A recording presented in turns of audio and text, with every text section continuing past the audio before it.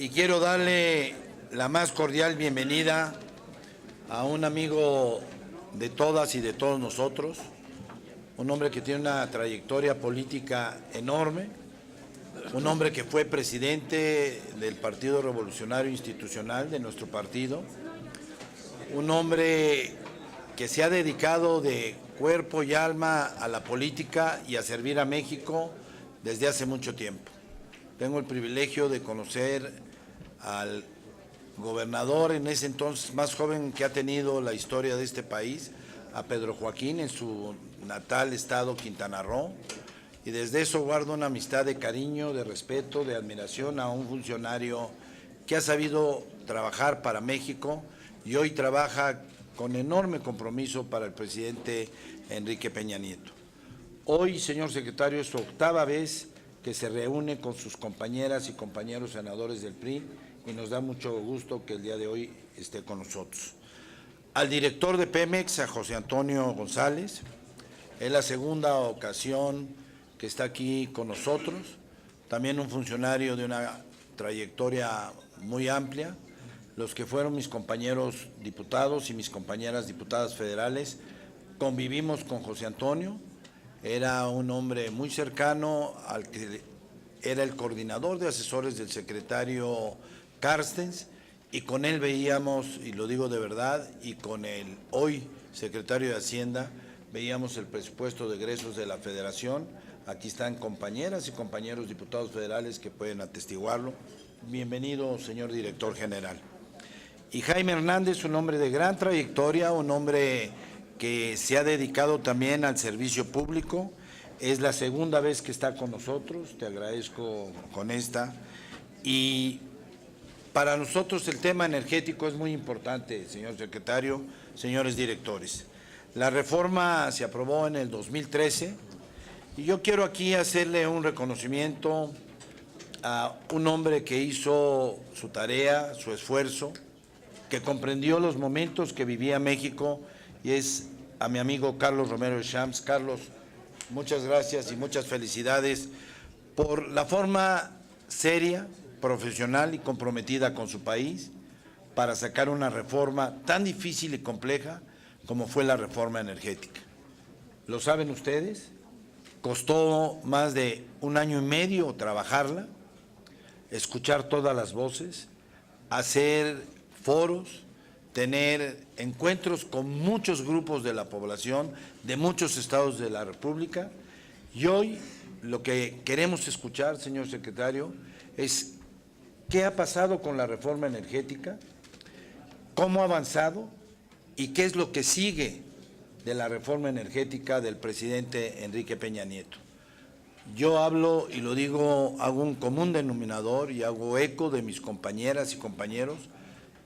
La reforma energética va a traerle, sin duda alguna, riqueza a este país y riqueza a muchos estados. No digo a cuál va a ser el más beneficiado, sino el senador Cavazos se puede molestar con nosotros, pero va a haber muchos estados que van a ser muy beneficiados por esta reforma y que ya están siendo beneficiados por la reforma. Agradezco, secretario, que haya traído a Leonardo Beltrán, subsecretario de Planeación y Transición Energética, al subsecretario César Emilio Hernández y al subsecretario Aldo Flores. Muchas gracias. Por Pemex viene René Curiel, jefe de la oficina, y Francisco Guzmán, coordinador de enlace en el Congreso. Y por Comisión Federal de Electricidad vienen acompañando al director Alejandro Escandón, coordinador de asesores, Francisco de la Parra, director corporativo de operación, y Karina Rangel, gerente de relaciones institucionales. ¿Qué le pido antes de que inicie, señor secretario? Que este grupo parlamentario ha sido muy respetuoso con la secretaría a su cargo, con las dos direcciones, que si los buscan es para hacer una gestión, es para llevar a sus estados algo de beneficio, que es el compromiso, uno de los compromisos que tienen mis compañeras y compañeros con sus electorados. Jamás, y los conozco, irán a buscar algo personal a la Secretaría o a las direcciones que el día de hoy nos acompañan, Pemex y Comisión, sino siempre será una gestión para beneficiar a sus estados y a sus municipios. Señor secretario, señores directores, a nombre del grupo parlamentario, de mis compañeras y compañeros, sean cordialmente bienvenidos. A sus órdenes, señor secretario.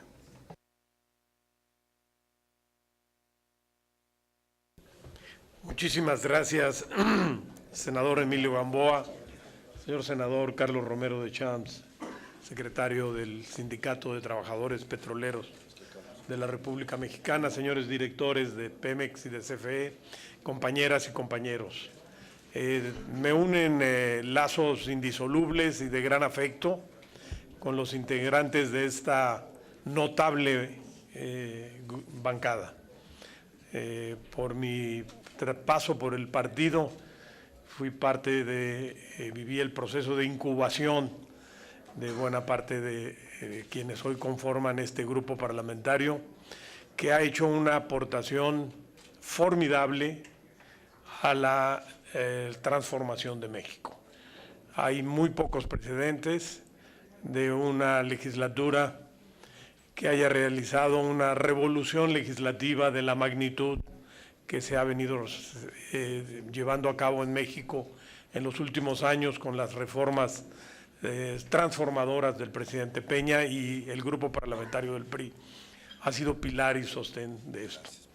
Entonces, los saludos a todos los compañeros y particularmente a ti, Emilio, un saludo lleno de afecto y de reconocimiento por la manera magistral y brillante que has defendido los intereses de la República y de los grandes cambios que se están orquestando en México. Una de estas grandes transformaciones es la reforma energética que impulsó el presidente Enrique Peña Nieto. En otras épocas de nuestra historia se habían intentado reformas en algún momento de hidrocarburos y en otros momentos de electricidad.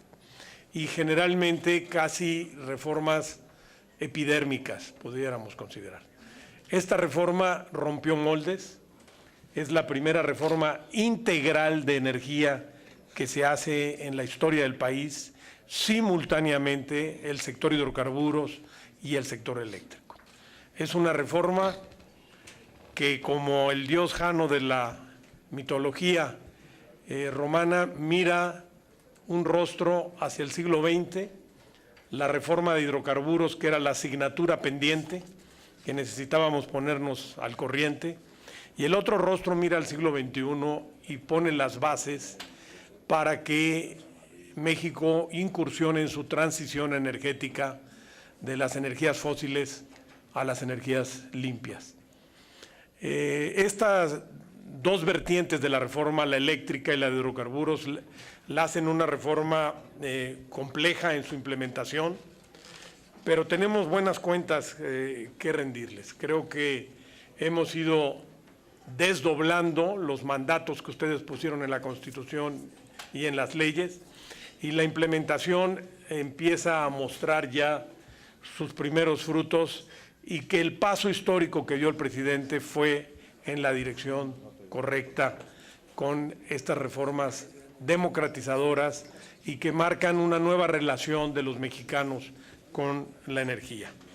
En el sector hidrocarburos, como ustedes saben, hemos venido asignando contratos de exploración y de extracción de hidrocarburos bajo altísimos índices de transparencia.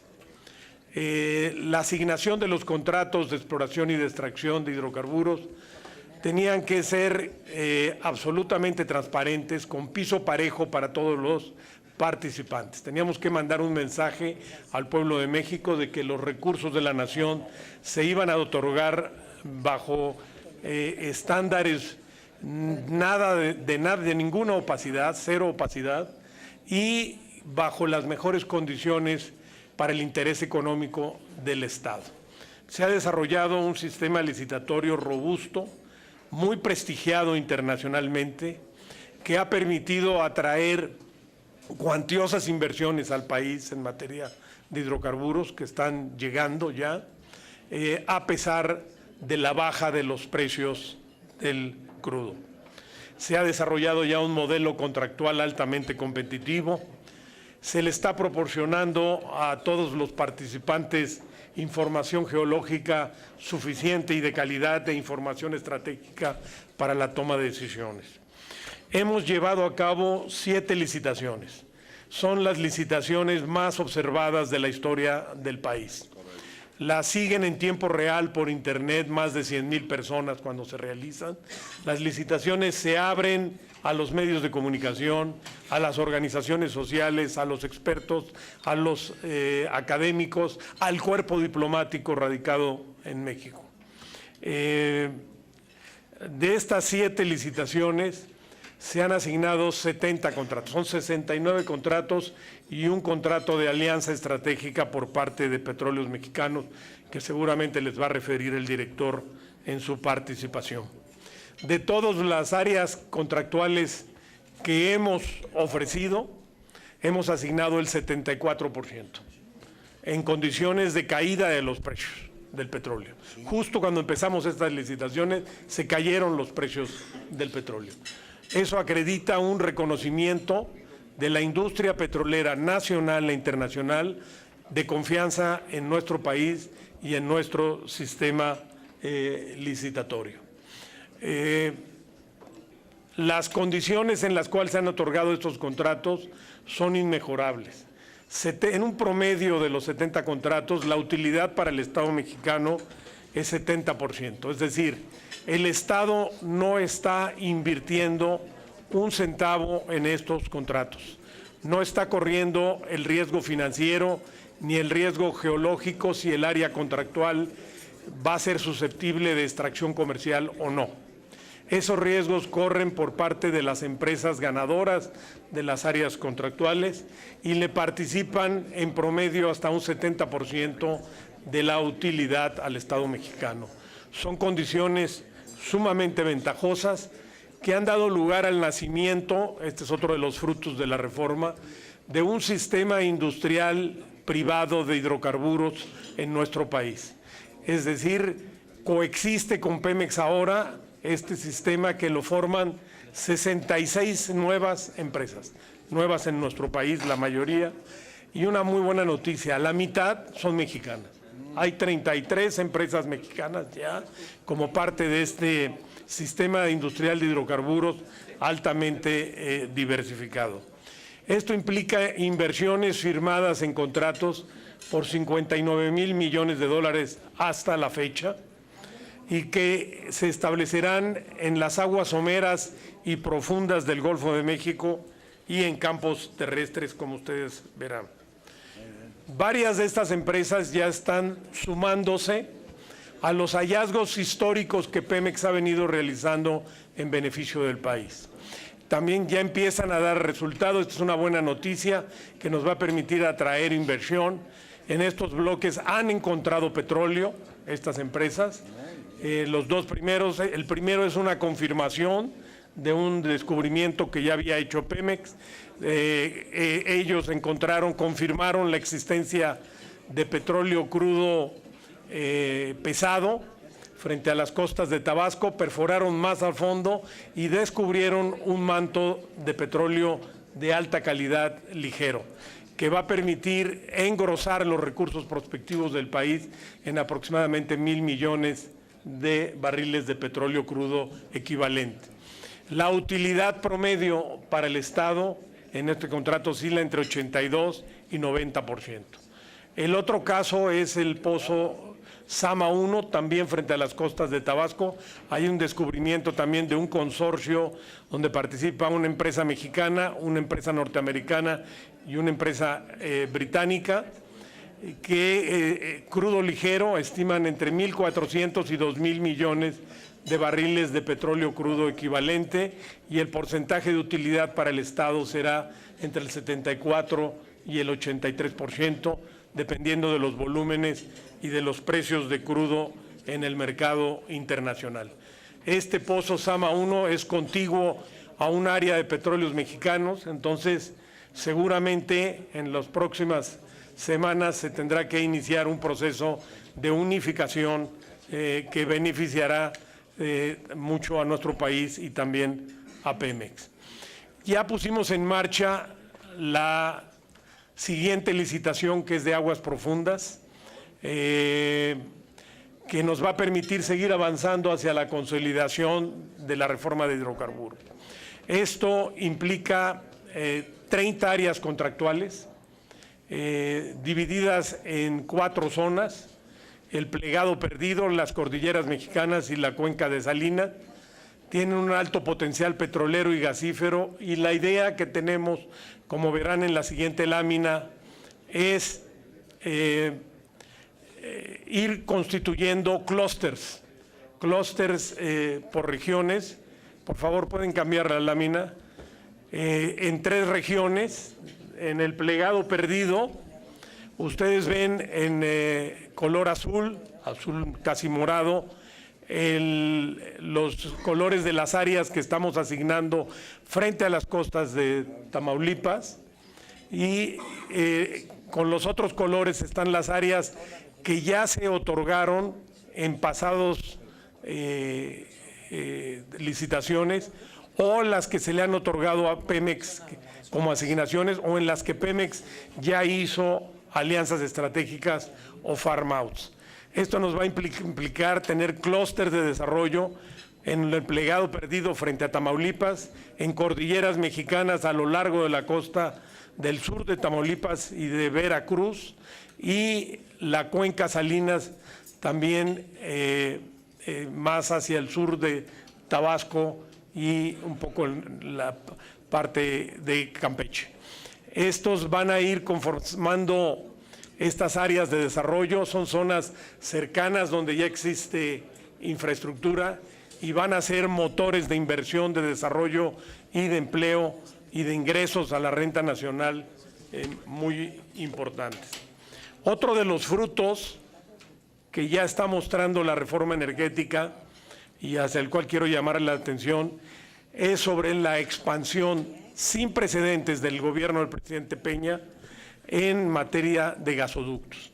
En tan solo 6 años estamos construyendo ya más de 7,000 kilómetros de gasoductos. Los gasoductos va a ser uno de los principales legados en materia de infraestructura del gobierno del presidente Peña Nieto. No son como las carreteras o los puentes o las escuelas, que son visibles. Estas se entierran, pero van a ser como verdaderas arterias por las cuales va a correr sangre, que va a fortalecer muchísimo la economía del país. Los gasoductos van a alimentar a 18 estados del país, van a implicar que México cierre el sexenio con 18,700 kilómetros de gasoductos. Esto está permitiendo a CFE reconfigurar sus viejas plantas de diésel y combustóleo al gas natural, que es más limpio, más barato, genera electricidad a menores costos, pero también van a ser impulsores del desarrollo industrial en regiones de nuestro país que ya tenían gas natural y lo tenían racionado, o nuevas regiones del país a las cuales está llegando el gas natural, y que a través de estas redes troncales se van a implicar alimentar a la industria y crear también redes domiciliarias que beneficien a las familias. El CFE juega un papel crucial en esto, al igual que Petróleos Mexicanos, que han hecho una contribución junto con capital privado para que esta gran transformación energética se esté llevando a cabo en nuestro país. Como ustedes saben, la reforma energética abrió toda la cadena de valor de los hidrocarburos. Eso implica construir mercados. Tenemos que construir mercado de gas natural, mercado de gas LP y mercado de gasolinas. Está en marcha la apertura del mercado de gasolinas. Ya contamos, como ustedes pueden ver en esta lámina, con 15 nuevas marcas de estaciones de servicio. Es decir, la reforma está empoderando a los consumidores que están ganando libertad de elegir.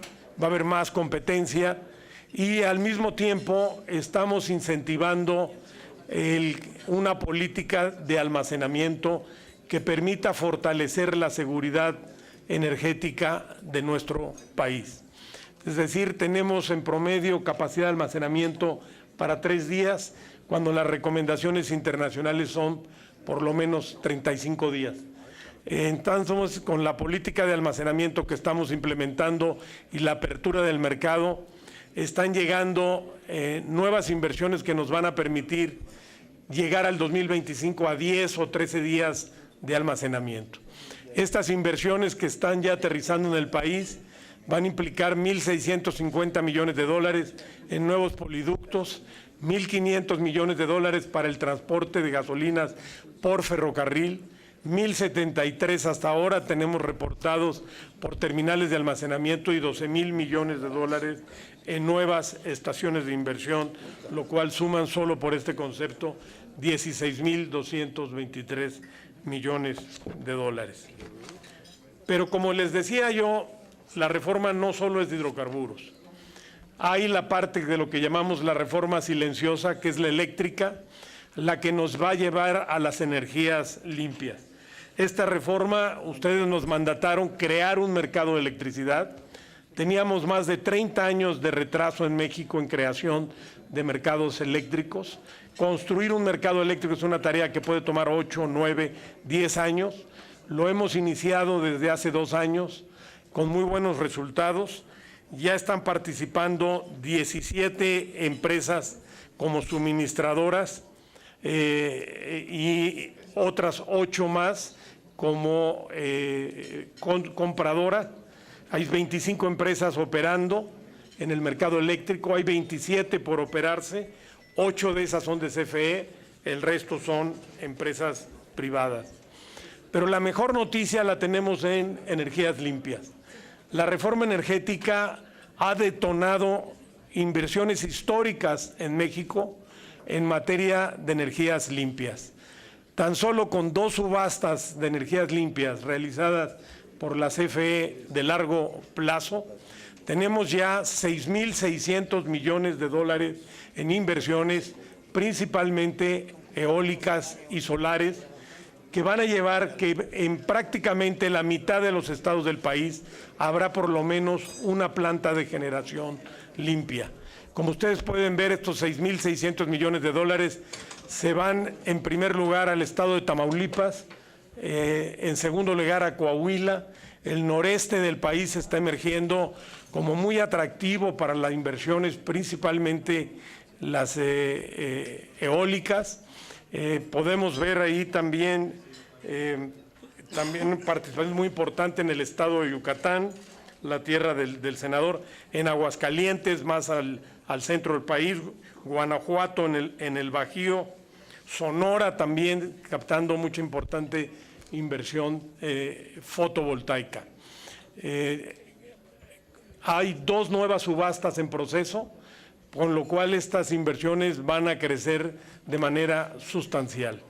No estamos mencionando aquí otras inversiones de energías limpias que están llegando sin participar en este tipo de subastas que beneficia, como les dije, a 15 entidades y que van a implicar 52 nuevas centrales de energías limpias que se construyen en los próximos 2 a 3 años en nuestro país. El rostro social de la reforma energética es el Fondo del Servicio Universal Eléctrico.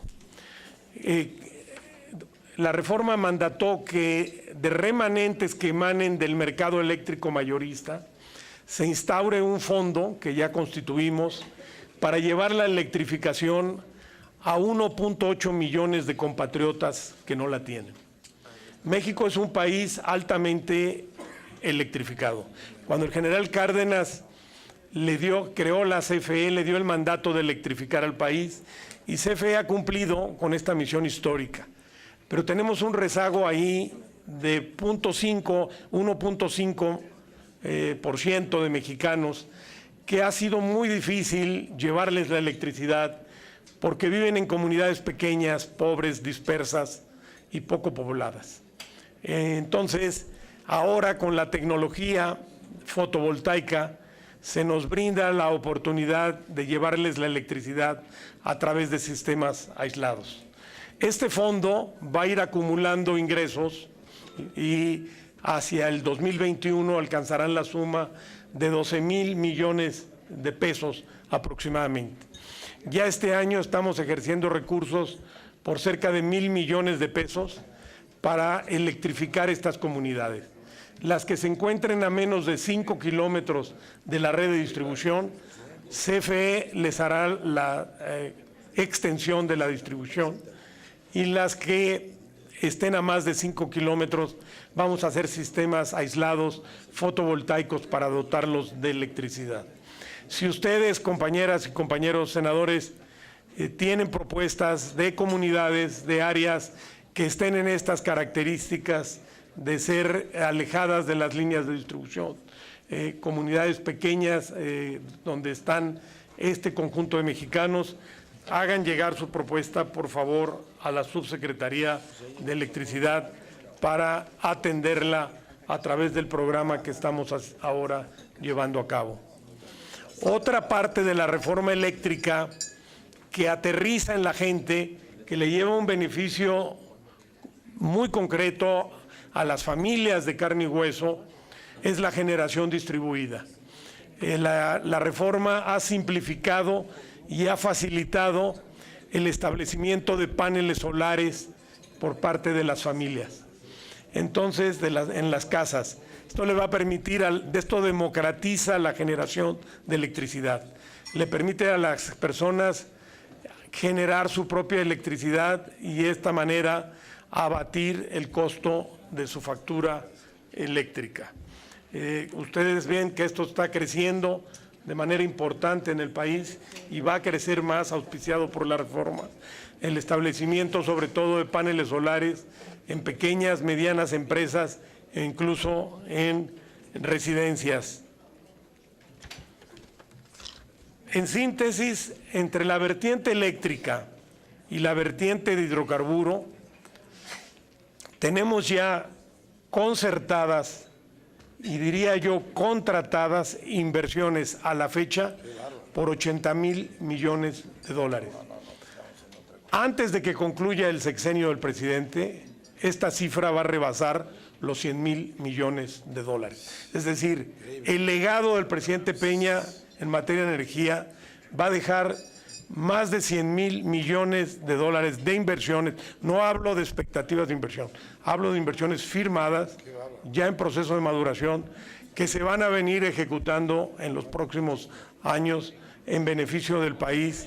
En algunos casos se tratará de gasoductos, en otros se tratará de inversiones en hidrocarburos, en otros se tratará de energías limpias, pero es una aportación gigantesca y muy importante. Y no creo que haya precedentes de otra administración que por lo menos en el sector energía haya dejado sembrada tal cantidad de inversiones que van a florecer y van a generar una derrama económica y empleos sin precedentes en muchos puntos de la República Mexicana.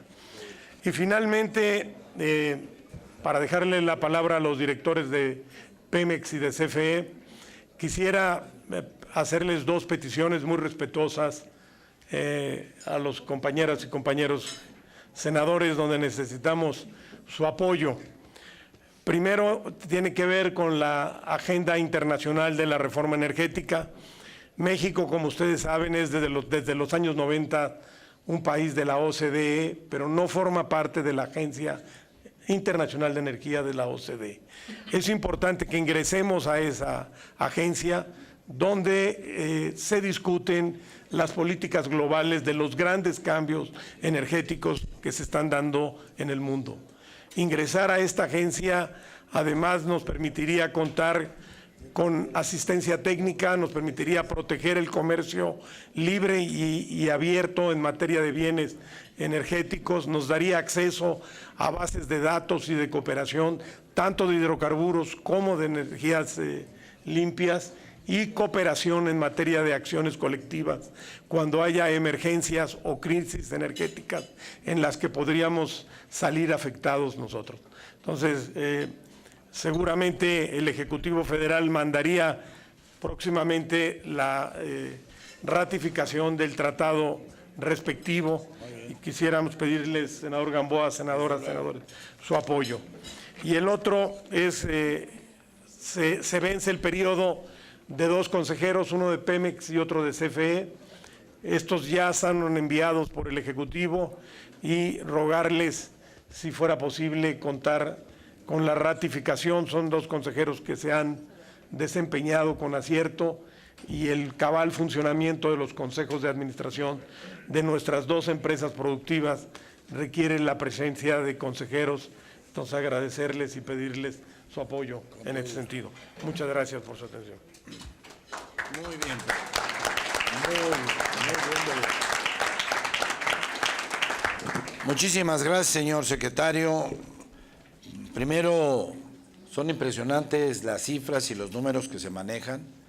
Se ve en números muy fácil, pero entender que va a tener en el sexenio del presidente Enrique Peña Nieto una inversión de 100,000 millones en el sector energético, se dice de verdad fácil, pero entendemos bien lo que representa para el país.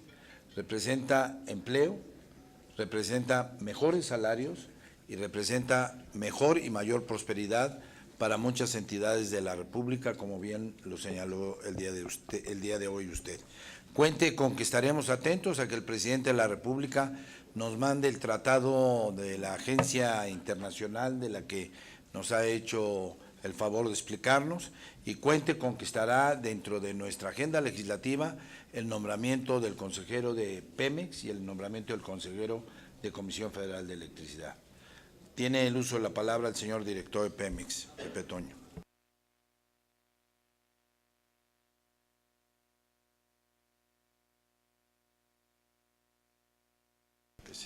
Muchas gracias, presidente. Muchas gracias, senador Emilio Gamboa. Muchas gracias a todos ustedes, senadores y senadoras, por invitarnos a platicar aquí otra vez sobre cómo vamos aquí en Pemex. Senador Carlos Romero de Champs, líder de nuestro sindicato de trabajadores, muchas gracias. Me siento muy bien flanqueado estando sentado aquí al lado, no solo en Pemex, sino si vengo al Senado también, pues me siento muy bien flanqueado aquí entre el senador Gamboa y el senador Carlos Romero de Champs. Yo les agradezco y trataré de ser breve y permitir espacio para platicar de un poco qué es lo que está pasando en Pemex, qué es lo que estamos tratando de hacer y hacia dónde vamos, enmarcando, por supuesto, todo el tema dentro de la reforma energética que el secretario Pedro Joaquín claramente explicó los enormes beneficios que están teniendo para el país. Y dentro de esto, yo no me canso de decirlo y así empiezo. La reforma energética fortalece a Pemex y le va a permitir a Pemex funcionar como una empresa, como funcionan las grandes empresas petroleras del mundo. Antes de la reforma energética, Pemex no podía hacer muchas de las cosas que hoy puede hacer. Así que el hecho de que haya competencia, el hecho de que haya alianzas, el hecho de que tengamos proyectos conjuntos, no es un signo de debilidad, es un signo de fortaleza, y todas las grandes empresas del mundo así le hacen. Y entonces yo me siento muy afortunado de poder estar en esta posición, empujando a Pemex en este proceso de transformación. A mí me gustaría arrancar diciendo que hace casi un año sacamos un plan de negocios que tenía un par de particularidades. Por un lado, el eje rector del plan de negocios es la rentabilidad, y eso para algunos de ustedes que son empresarios pues es obvio, pero nunca se había puesto como un eje rector, que eso fuera lo que tuviera que mandatar todas nuestras decisiones. Pero por el otro lado, también reconocer que Pemex es una empresa del Estado, que tenemos precios regulados, que somos el mayor contribuyente del Estado, que somos un monopolio, que tenemos un régimen especial laboral, no somos apartado A, no somos apartado B, tenemos un régimen para Pemex, tenemos una garantía de abasto, tenemos un déficit que consolida con el sector público, etcétera. Entonces, es bien importante tener en cuenta estas particularidades, porque si queremos que Pemex funcione como una empresa privada y nos ignoramos esta segunda parte, vamos a tener y a tomar las decisiones equivocadas. Cuando el presidente Peña Nieto me hizo el honor de nombrarme director de Pemex, me encargó dos cosas. Me dijo, en primer lugar, hay que ajustar la estructura de costos y la estrategia de negocios al nuevo escenario de precios, que significaba poner las finanzas de Pemex en orden. Y en segundo lugar, tomar ventaja de la oportunidad histórica de la reforma energética. Y esos dos, que en ese momento parecían dos instrucciones abstractas, han sido nuestros ejes rectores hacia adelante y así es como hemos venido trabajando. Un recordatorio rápido, no me voy a detener mucho en esta lámina. Pemex es una empresa bien grande y todos la conocemos porque es una empresa bien grande, pero aunque yo había sido consejero de Pemex antes, yo no sabía que Pemex es una de las 100 empresas más grandes del mundo. Nuestras ventas equivalen al Producto Interno Bruto de un país mediano, de Uruguay. Eso es todo lo que Pemex vende. Vendemos un montón de cosas y nuestras empresas son de las más grandes del mundo. Entonces es una empresa grande y por lo tanto su transformación se tiene que hacer con cuidado y sin prisa pero sin pausa. Hoy podemos decir sobre el primer encargo que Pemex tiene finanzas estables, mejorables pero estables. Y si ustedes me hubiesen preguntado hace un año si hoy íbamos a poder decir que Pemex iba a tener finanzas estables, pues yo hubiese dicho que nos faltaba un poquito más de tiempo. Y esto demuestra la fortaleza de la empresa y la fortaleza cuando digo la empresa, no es la empresa en abstracto, la empresa está hecha de fierros, ciertamente, pero de trabajadores, de ingenieros, de personal. O sea, lo que ha mostrado una vez más es que Pemex enfrentó, pues imagínense ustedes que antes vendíamos lo que vendíamos, que es petróleo, a $100 por barril, y en un periodo bien corto de tiempo se cayó el precio del petróleo. Cuando yo entré a Pemex, el precio del barril de petróleo era de $18 por barril. Entonces, si ustedes tienen un negocio y lo venden a 100 y de ahí lo tienen que vender a 18, eso es un problema bastante grande. Y hemos logrado estabilizar las finanzas de Pemex con un plan de ajuste muy difícil, en donde la participación de todos, y cuando digo de todos es de todos, fue bien grande. Tomamos medidas para fortalecer el balance y hemos regresado a los mercados. Esta gráfica es una cosa bien financiera, pero básicamente lo que demuestra es el riesgo Pemex. ¿Cuál es el riesgo Pemex contra el gobierno federal? Y lo que aquí demuestra es que cuando llegamos a Pemex, el riesgo Pemex era como 3 puntos porcentuales, 310 puntos base, por arriba del gobierno federal. Quiere decir que cuando nosotros pedíamos dinero prestado, nos cobraban una tasa de interés 3 puntos y cachito porcentuales más alta que la del gobierno federal. Eso no era estable. Hoy el riesgo Pemex es 1 punto porcentual por arriba del gobierno federal. Que eso quiere decir que los mercados están viendo que las finanzas de Pemex se están estabilizando. ¿Qué vemos hacia adelante un poquito en términos financieros? Pues primero que Pemex puede regresar en la gráfica de en medio a un equilibrio financiero en el 2019 o 2020, a fuerza de mucho trabajo, con precios razonables. La gráfica de la izquierda es una gráfica, a mí me parece divertida, porque nosotros utilizamos los precios de futuros del mundo, que es la gráfica roja, lo descontamos por el ajuste de calidad, y esa es nuestra proyección. Sin embargo, por ejemplo, Petrobras pues fue mucho más optimista. Entonces, con precios realistas y parámetros realistas, Pemex puede regresar a equilibrio financiero para el 19 o para el 20, que es una cosa bien, un avance bastante importante, y con una plataforma de producción razonable. Siempre cuando yo estaba en Hacienda, regresábamos a la producción de 3,5 millones de barriles en 5 años. Eso no va a ocurrir en los siguientes 5 años. A lo mejor ocurre después, pero en los siguientes 5 años no se antoja razonable. Y aquí lo que vemos es que con una plataforma de producción que gradualmente va incrementándose a 2.2 millones de barriles, Pemex es una empresa rentable y sólida. Se empiezan a ver algunos otros indicadores. Desde hace 11 años, Pemex no tenía 3 trimestres con utilidades, que es una cosa que se ha visto y se ha vendido mucho en los mercados, pero tenía cuando menos 11 años que Pemex no ponía 3 trimestres al hilo. Y si ustedes ven ahí los circulitos, pues las utilidades ahora son mucho más grandes. Insisto, el equilibrio global seguimos sin alcanzarlo. Estas son las utilidades contables, que es un poquito diferente. Entonces no quiero sobrevenderlo porque en el flujo seguimos teniendo un balance negativo. Déjenme platicar rápidamente un poco de nuestras principales actividades y ya dejar la parte financiera que ahí va. Hacia adelante, Pemex es la 8ª productora de petróleo del mundo.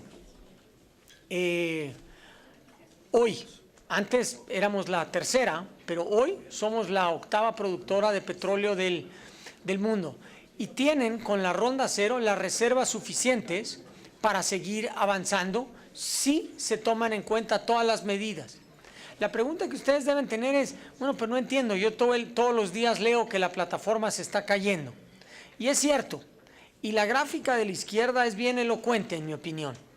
En el 2004, Pemex producía 3.4 millones de barriles. Sin embargo, de esos 3.4, 2.1 venían de un solo campo, de Cantarell. ¿Qué ha pasado? Pues ese campo hoy produce 200,000 barriles. Esas son las malas noticias. Se ha venido cayendo la producción de ese campo en los últimos 12 o 13 años. ¿Cuáles son las buenas noticias? Las buenas noticias son que la producción sin Cantarell ha aumentado 54%. Eso equivale a 700,000 barriles de petróleo diarios. Eso equivale, para ponerlo en perspectiva, a toda la producción de Colombia, que es el 4º productor de petróleo en Latinoamérica. Entonces, lo que ha logrado Pemex en los últimos 10 años no es menor. La producción sin Cantarell ha aumentado mucho. Ahora, esto cuesta. En el año 2000 invertíamos 50,000 millones de pesos para sacar petróleo en exploración y producción. En los últimos años, antes de tener que hacer el recorte, invertíamos casi 300,000 millones de pesos. La nueva geología se va a quedar. O sea, no estamos apostando, y yo creo que no es correcto y sería irresponsable apostar a encontrar otro Cantarell. Lo que nosotros tenemos que buscar es sacar petróleo como saca petróleo el resto del mundo, y eso cuesta. Y por eso ahora es tanto más difícil encontrar petróleo. ¿Cómo pensamos hacer esto? Tomando ventaja de la reforma energética. Primero, concentrándonos en asignaciones rentables para Pemex. Esto suena trivial, pero antes el mandato de Pemex era producir petróleo, aunque no fuera rentable. El mandato de Pemex era aumentar la plataforma de producción. Ahora nosotros solo tenemos que sacar, ese es el problema de CFE, no es de Pemex, si se está yendo la luz, es tema de CFE, nosotros hemos cumplido. Pero ya lo resolvió. Sí, ya. Estamos aquí muy bien puestos. Segundo, es una agresiva estrategia de farm outs, son alianzas. Y ya voy a regresar a esto. Pemex hizo su primera alianza en diciembre del año pasado. En octubre vamos a hacer 2 alianzas en campos terrestres, una alianza en aguas someras, y en la ronda 2.4 vamos a hacer un siguiente campo de aguas profundas. Ahorita regreso y platico un poco de eso. Segundo, Pemex ha competido con otras empresas en las rondas del Estado. Esto es bien importante porque, y aquí agradezco el apoyo y el entusiasmo de la Secretaría de Energía en que Pemex participara en competir con otras empresas, aliado con otras empresas, y ganar un campo. Entonces, nunca habíamos ganado un campo antes. Antes todos los campos se los daban a Pemex y eran pues por derecho por derecho constitucional, de hecho. Sin embargo, Pemex ganó un campo en la ronda 1.4 y ganamos 2 campos en la ronda 2.1. Y es interesante porque han venido varias compañías de las más grandes del mundo a decirnos las ofertas de Pemex están justo donde tienen que estar. Ganan por poquito y pierden por poquito. En la siguiente ronda queremos participar con Pemex, porque Pemex ha demostrado en estas últimas rondas que conoce los campos, que no es sorpresa para uno que está en Pemex, pero para la gente de afuera sí. O sea, la sofisticación técnica no es mía, es de los ingenieros, de los trabajadores de Pemex, pues ya saben más o menos cuánto se tiene que ofertar. Me regreso.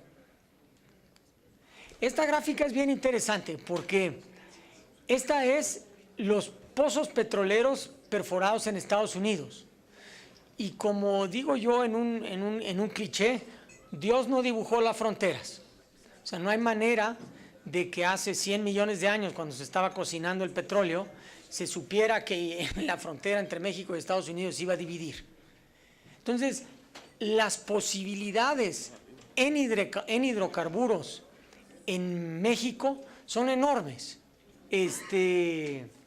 Entonces, no hay duda de que, como ya lo dijo el secretario, sí, las posibilidades de sacar petróleo y gas en México son enormes. Les platico nuestro campo. Este fue nuestra primera alianza, fue el primer farm out. El bloque cuenta con reservas 3P de casi 500 millones de barriles. La participación nuestra es 40 millones. Ganó una compañía australiana que ofertó 1.2 miles de millones de dólares para asociarse con Pemex. Aquí les doy un poco las magnitudes, que ya las mencionó el secretario, de 80,000 millones de dólares. Este proyecto solito requiere de 11,000 millones de dólares de inversión. O sea, es una cosa bien grande, y eso requieren los proyectos de aguas profundas. Para ponerlo en perspectiva, es más o menos la cantidad de recursos que requiere el aeropuerto. Esta inversión se va a llevar a cabo en mucho más tiempo, pero son proyectos bien grandes. Entonces, a mí no me queda la menor duda de que los prospectos hacia adelante de hidrocarburos en México y para Pemex son muy buenos. Debo platicarles un poquito de Pemex Refinación, que ha sido un dolor de cabeza hacia atrás, y que ahora le llamamos Pemex Transformación Industrial. Ahí está.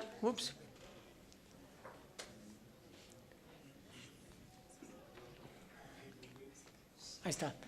¿Qué pasa? Pues es una empresa, es la quinta empresa de refinación a nivel mundial. Tenemos 6 refinerías en México y una en Estados Unidos.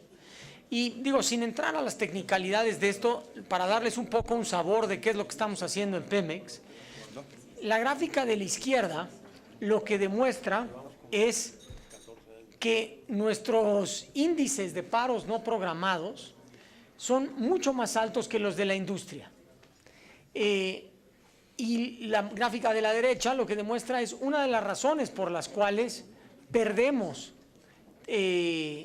o tenemos estos índices de paros no programados, que son cosas que no tienen nada que ver con refinación.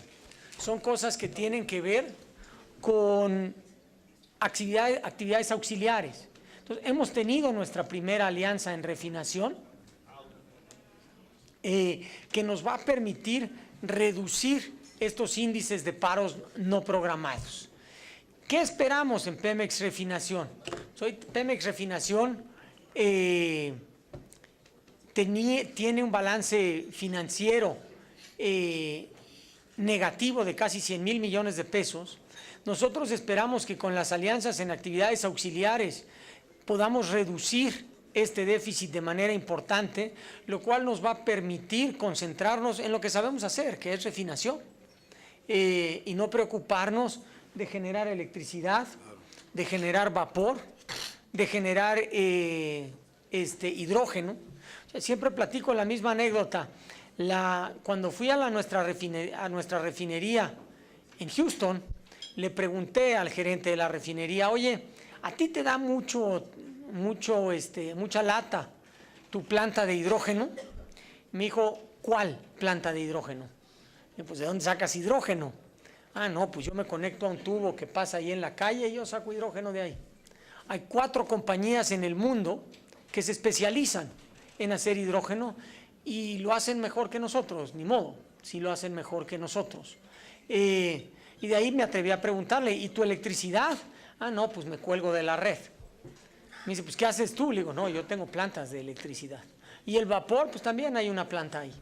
Entonces, eso les permite concentrarse en que la refinería funcione bien. Y eso nos va a permitir resolver el problema de refinación. No hay ninguna razón por la cual en México, como en el resto del mundo, la refinación no sea rentable. Y nosotros esperamos que hacia adelante esto se vuelva rentable. También hay un proceso de reconocimiento de costos de transporte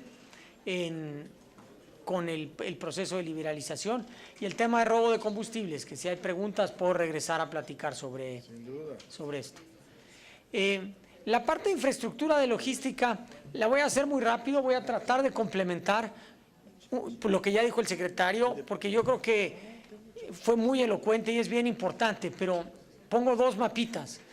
No se necesita ser muy sofisticado para ver que México le hacen falta ductos. Y por eso el esfuerzo que ha hecho la CFE para duplicar la red de gasoductos es fundamental. Ahí se ve que Estados Unidos cuenta con 27 veces más la capacidad instalada por kilómetro cuadrado que nosotros. Entonces, pues es obvio que esto tiene que ocurrir. Si hacemos lo mismo con almacenamiento, se ve igual. O sea, la capacidad de almacenamiento de Estados Unidos es 40 veces la nuestra y 12 veces más los días de inventario. Entonces, es muy importante y por eso se detona toda esta inversión en logística para que México tenga una seguridad energética. Aprovecho y lo digo con claridad. Hemos hecho un esfuerzo para aumentar nuestros inventarios. Entonces, a pesar de lo que está pasando ahorita con el huracán que le pegó al área de Houston, por eso hemos salido a declarar y a tranquilizar a la población de que tenemos los inventarios asegurados para las siguientes par de semanas. Estamos trabajando para que de ahí en adelante tomando todas las medidas, pero no tenemos un problema inminente en los siguientes días en ninguna parte. Debemos de poder seguir suministrar los combustibles que el país necesita, pero para poderlo hacer con más seguridad, estas inversiones tienen que ocurrir. Con esto yo terminaría, y terminaría donde empecé, que es, pues hoy Pemex tiene finanzas estables, mejorables pero estables, y ya empezamos a aprovechar la oportunidad histórica de la reforma energética. Ya hemos hecho nuestras primeras alianzas en exploración y producción, hemos hecho nuestras primeras alianzas en refinación, estamos haciendo alianzas en logística, así que pues ahí vamos caminando. Yo lo digo y aprovecho para decirles el apoyo que hemos tenido del sindicato, que ustedes lo sintieron en la reforma energética, ahora en la implementación de la reforma energética, es sin precedente. En estas cosas, pues yo digo que vamos juntos, el sindicato y la empresa, y vamos juntos. Y eso nos ha permitido tomar un montón de decisiones valientes, difíciles, pero que son para el bien de la empresa y para el bien de sus trabajadores, y ahí vamos caminando. Entonces sí aprovecho la ocasión para decir que estamos caminando juntos con el sindicato y vamos caminando bien. Y también para agradecerle a nuestro presidente del Consejo, al secretario de Energía, todo el apoyo que nos ha dado en todas estas decisiones hacia adelante para ir sacando y fortaleciendo a Pemex. Entonces, pues muchas gracias, senador. Al contrario. Muchas gracias, senadoras y senadores. Muy bien.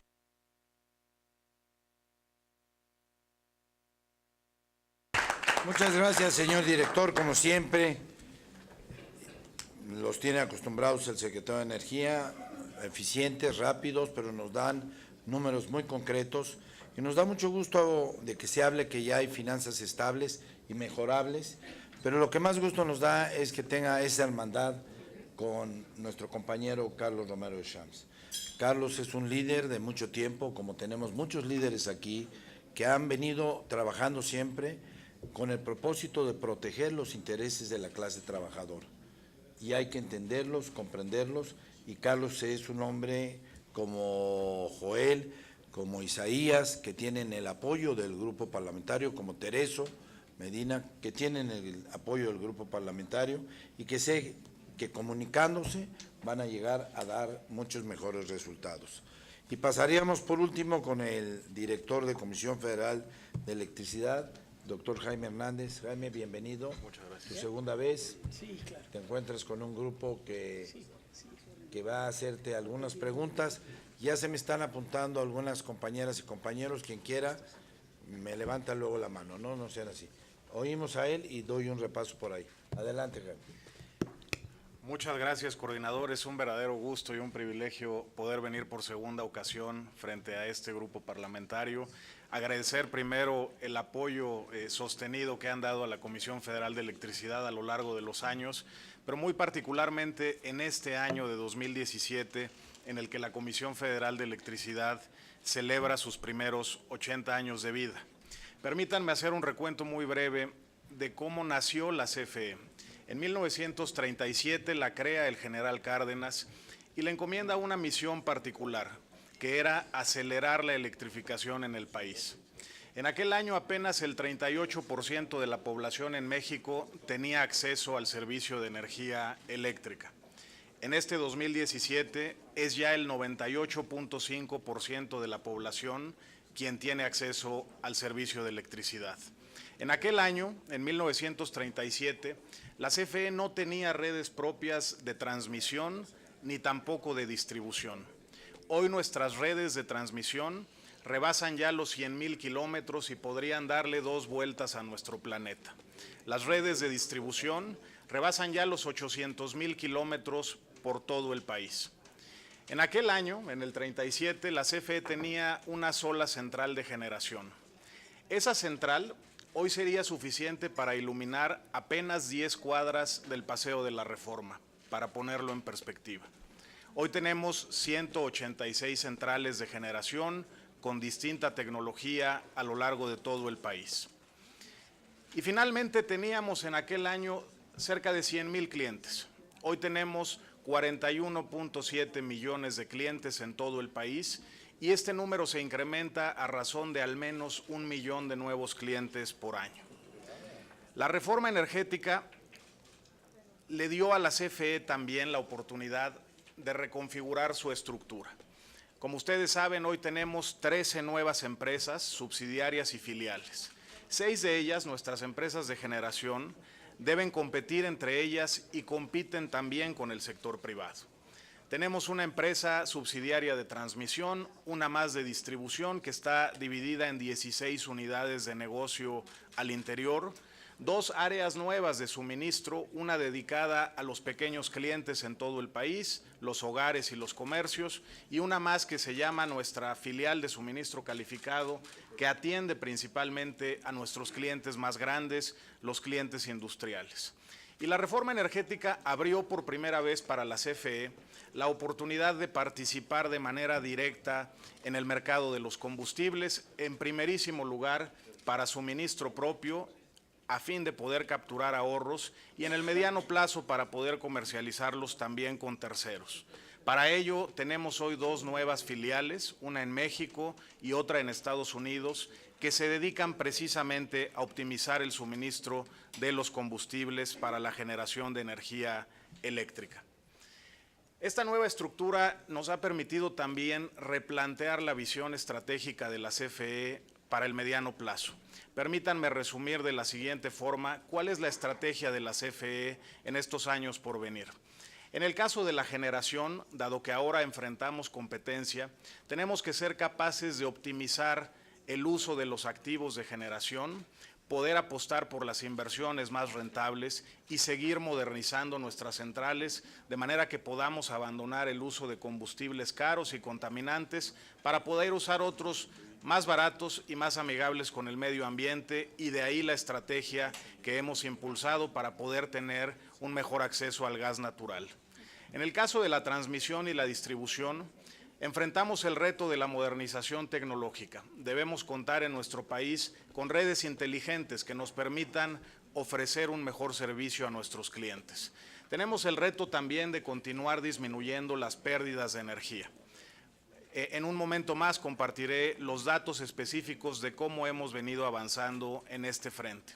Y finalmente la CFE, enfrentando ahora la presencia de nuevos competidores en el mercado eléctrico mexicano, debe también aprovechar como vector de crecimiento estas nuevas oportunidades de transporte y de comercialización de gas, y por otro lado, poder ofrecer cada vez más un servicio de mayor calidad a nuestros clientes. En la siguiente lámina podemos ver cómo hemos venido avanzando para elevar la calidad del servicio de energía eléctrica en nuestro país. El índice de duración promedio de la interrupción que sufre cada uno de nuestros clientes en su servicio eléctrico en un año ha caído de 2010 a la fecha en cerca de 78%. Para ponerlo en perspectiva, tan solo en el último año, el número de quejas que se interponen frente a la Profeco por el servicio de energía eléctrica cayó en 25%, y continuamos absolutamente comprometidos para que la satisfacción de nuestros clientes continúe mejorando. Otro de los elementos importantes en esta transformación tiene que ver, como lo decía ya, con la reducción de las pérdidas de energía. Estas pérdidas se ubicaban en el 2009 en su punto más alto en el tiempo. Llegamos a tener pérdidas de alrededor de 16% de la energía que se generaba. Para ponerlo en perspectiva, los países más desarrollados, los países de la OCDE, pierden alrededor del 6% de la energía que generan. Y para ponerlo nuevamente en perspectiva, en la zona centro del país, que hasta hace pocos años era atendida por otra empresa del Estado, se perdía entre el 40 y el 50% de la energía que se generaba. A partir de que la CFE tomó el control operativo de la zona centro del país, hemos venido disminuyendo estas pérdidas y cerramos el 2016 por primera vez desde el 2009 con un nivel de pérdidas menor al que teníamos antes de tomar el control operativo de la zona centro del país. El compromiso es que el año próximo nos ubiquemos en el umbral de entre un 10 y un 11%. Y continuar mejorando nuestro despliegue operativo y las inversiones que debemos realizar para poder acercarnos hacia ese 6% que es el estándar internacional. La buena noticia es que ya hay regiones del país que hoy pierden incluso menos que ese 6%, y la zona centro que continúa siendo un reto importante para la empresa. Así es que confío en que en el mediano plazo seremos capaces de acercar este indicador a los estándares internacionales. Por otro lado, la estrategia que hemos impulsado con absoluta determinación de sustituir los combustibles nos ha permitido entre 2012 y 2016 reducir en 44% nuestras emisiones contaminantes. ¿Cuánto significa este avance? Significa sacar de circulación alrededor de 5 millones de vehículos, prácticamente la totalidad de los vehículos que hoy circulan en la Ciudad de México. Y nos hemos trazado una meta todavía más retadora, hacia el 2021, lograr, una vez que la Red Nacional de Gasoductos haya sido completada, lograr reducir estas emisiones contaminantes hasta en un 90%. Por otro lado, la CFE ha trabajado intensamente a partir de la reforma energética en fortalecer sus finanzas. Hoy tenemos un menor endeudamiento y hemos avanzado a paso firme en la reducción de costos en la empresa. Permítanme compartirles algunos datos relevantes. El primero de ellos es el pasivo laboral. Era el pasivo más importante que tenía la CFE, venía creciendo de manera muy acelerada a un ritmo de alrededor de 60,000 millones de pesos por año. Los estudios actuariales nos indicaban que era un pasivo que no sería sostenible en el tiempo. Así es que, aprovechando el incentivo que estableció la reforma energética, logramos reducir en más de 42% este pasivo laboral de la empresa, alrededor de 320,000 millones de pesos. Además, la empresa se ha endeudado menos cada año. Nuestro techo de endeudamiento neto, que se ubicaba en alrededor de 17,000 millones de pesos, se ha reducido en más de 40%, ubicándose en este año en alrededor de 10,000 millones, y lo seguiremos disminuyendo hacia adelante. Las estimaciones que teníamos indicaban que en el 2017, o a más tardar en el 2018, el patrimonio de la CFE se habría erosionado por completo. En cambio, con esta serie de medidas de disciplina financiera, logramos cerrar el 2016 con un patrimonio superior a los 500,000 millones de pesos. Otro elemento que se reveló como un riesgo importante para la CFE en los últimos años era la exposición cambiaria de nuestra deuda. En el año 2002, el 100% de la deuda de la CFE se denominaba en moneda extranjera, principalmente en dólares, y los ingresos de la CFE son particularmente en pesos. Así es que hemos logrado reducir ya esta exposición, pasando nuestra deuda a pesos hasta en un 70%. Y hemos establecido el objetivo de que hacia adelante se ubique en un umbral de entre el 20 y el 30%, que es significativamente más saludable que lo que teníamos antes. Nuestros gastos de operación se han reducido de 2013 a la fecha en más de 13%. Hemos contenido el crecimiento de la plantilla laboral y el gasto en la nómina de la CFE. Y como consecuencia de estas medidas, logramos cerrar el 2016 por primera vez en varios años en números negros. Por supuesto, siendo muy alentadoras estas noticias, no son suficientes. Tenemos que perseverar con absoluta determinación en estas medidas de disciplina financiera y de reducción de costos para poder alcanzar, como lo indica nuestro plan de negocios, un equilibrio que sea sostenible hacia el año 2021. Y en eso estamos trabajando. Un elemento adicional que contiene nuestro plan de negocios es una indicación de las inversiones que necesitaremos completar en los próximos 5 años para poder seguir mejorando la calidad en el servicio y garantizar un suministro confiable de la electricidad. Una característica del mercado eléctrico mexicano que nos distingue de países que han emprendido reformas a su sector eléctrico con anterioridad, es que en el caso mexicano la demanda de energía eléctrica continúa creciendo y lo hace a una tasa promedio de 3% al año. Eso significa que hay espacio para el crecimiento y fortalecimiento de la CFE y hay espacio también para una creciente y vigorosa participación del sector privado. Así es que para los próximos 5 años hemos estimado inversiones por alrededor de 250,000 millones de pesos. La gran mayoría de esta inversión se ubica en la generación, donde el principal reto es poder construir nuevas centrales con tecnología de punta y poder modernizar las viejas centrales que tenemos para que sean capaces de alternar combustibles conforme los precios relativos de los mercados internacionales de combustibles evolucionen en el tiempo. En el caso de la transmisión, estimamos cerca de 40,000 millones de pesos en proyectos estratégicos en todo el país que nos permitirán principalmente poder desfogar la energía que se genere y muy particularmente alrededor de los nuevos proyectos que se harán posibles gracias a las subastas de largo plazo que ya mencionaba el secretario de Energía. En el caso de la distribución, estimamos cerca de 48,000 millones de pesos destinados principalmente a la reducción de las pérdidas no técnicas de energía y en esta canasta muy rimbombante de pérdidas no técnicas en realidad englobamos el rubro muy delicado y que lamentablemente se sigue presentando en el país del robo de energía eléctrica. Por otro lado, permítanme indicar en la siguiente gráfica que si pudiéramos ver un resumen de las inversiones que se han hecho posibles. La siguiente, por favor. De las inversiones que se han hecho posibles gracias a la reforma energética en este periodo de 2012 a la fecha, la fotografía es la siguiente.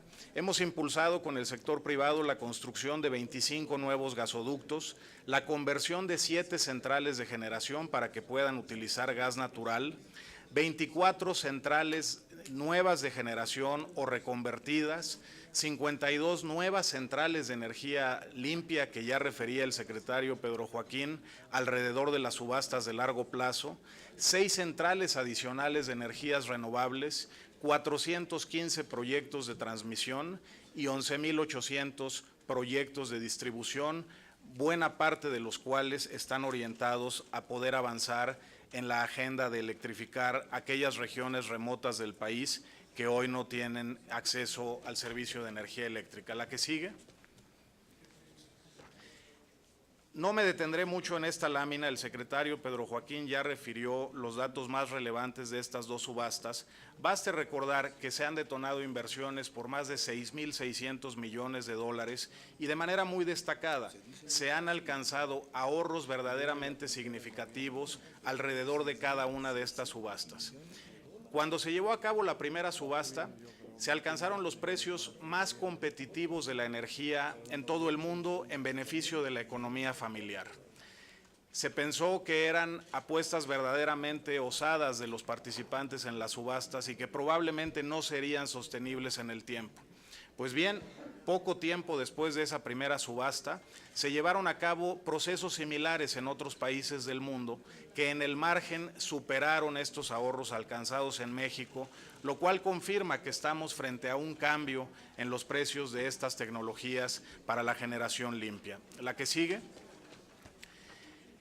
Ya mostraba el secretario cómo crecerá en alrededor de 75% nuestra red de gasoductos en el país. Solo agregaría que a esta fecha, de los 25 proyectos, 11 se encuentran ya en operación, 13 más están en construcción y 1 está en licitación. Pero de manera muy destacada, con este acceso al gas natural para la generación de energía en el país y para la producción industrial en diferentes regiones de México, nuestras filiales de CFE Energía y CFE Internacional que se están dedicando a poder optimizar este suministro tendrán el lugar número 14 como comercializador de combustibles, particularmente de gas natural, en América del Norte. Y una vez que estos gasoductos hayan sido construidos, tendrá la posición número 7. De esa magnitud es la relevancia de estas inversiones que hemos impulsado junto con el sector privado. La que sigue. Comentaba ya que en el periodo de 2012 a 2017 tenemos 20 proyectos de modernización, conversión o construcción de centrales que han sido ya completados y que permiten robustecer la capacidad de generación de energía eléctrica en el país, con una inversión superior a los 3.000 millones de dólares y una capacidad instalada que ha crecido en alrededor de 8% respecto a la capacidad de generación que teníamos antes de estas inversiones. La siguiente.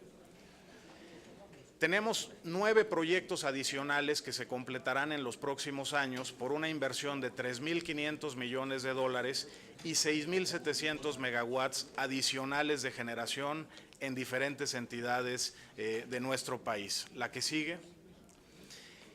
Y permítanme referir el programa piloto que hemos lanzado para poder fortalecer la capacidad de almacenamiento de gasolinas en el país. Ya lo refería el director de Pemex y también el secretario Pedro Joaquín.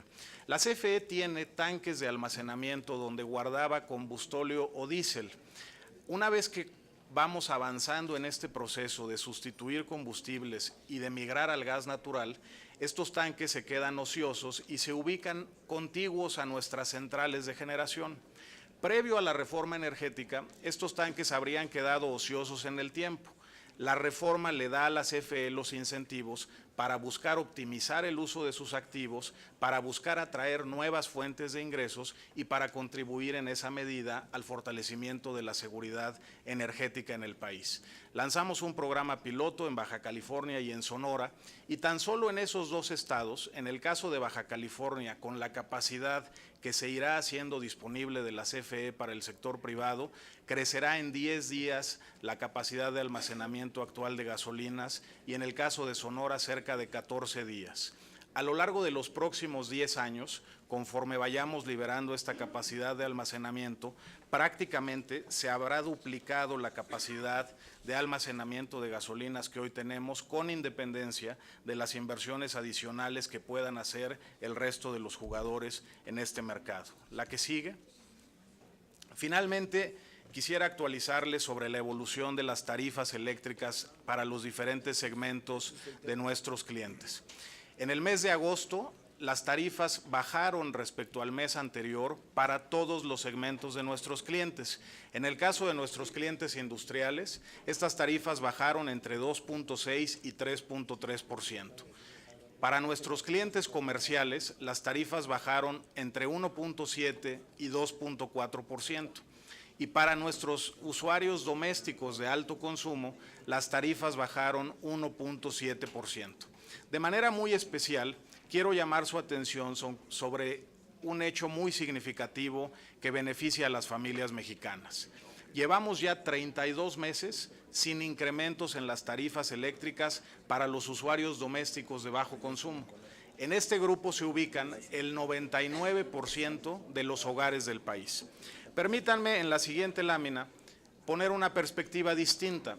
¿Cómo se comparan las tarifas que tenemos hoy contra las que teníamos en noviembre del 2012, mes previo al inicio de esta administración?